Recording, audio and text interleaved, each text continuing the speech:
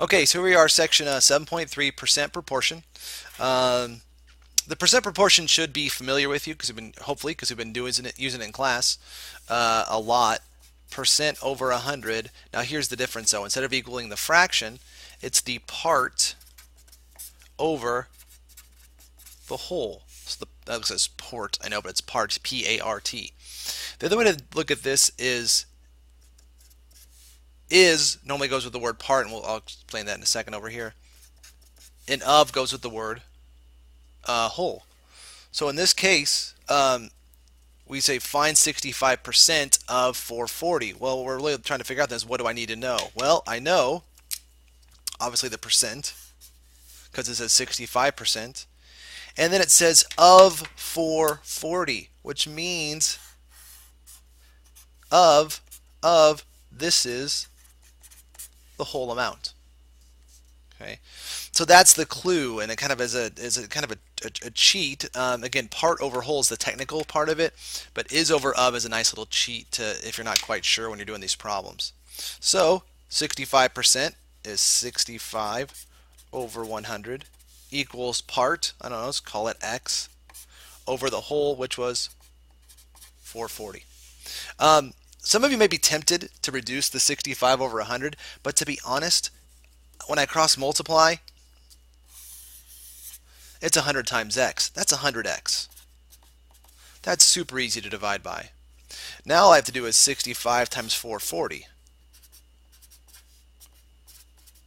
So 0, 0, 2, 22, drop the 0. 0 again, 6 times 4 is 24. 26, 0, 0, 6, 8, 2. So that ends up being 28600 divided by 100, 286. So 286 is 65% of 440. So, yeah. All right. Next problem I want to look at is problem number 18. Problem number 18. 80% of what number is 12?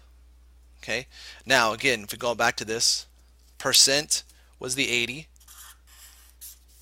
Okay, so there's the percent. And then notice it says is 12. Okay, 80% of what number is 12? That's the part. That's why it says is there with it. Again, that's that part over whole business, is over of. So I know my percent, I know my part. My question is really, what's the whole? Okay, so it's 80 over 100 equals part over the whole unknown amount. Now in this case, because I'm going to have 100 times 12, I'm not going to be dividing by 100, I'm going to be dividing by 80. For me, I would reduce this. I know it's going to be 8 over 10, and then in fact 8 over 10 reduces to 4 over 5.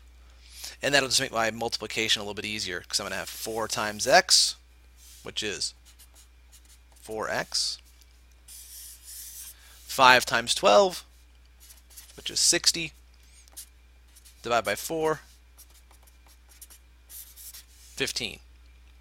So 12 is 80% of 15.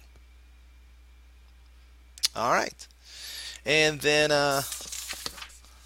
last problem. 8 is what percent of 2,000? Okay, so right here off the bat, you know, does that show up? Yeah, what percent? Right there. I'm going to highlight it because of the fact that yeah, I want to stand out. What percent? So we are looking for the percent as the unknown. And then notice 8 is, so there's the part, of 2,000. There's the whole. Okay. So percent over 100, x over 100 equals part over whole, 8 over 2,000.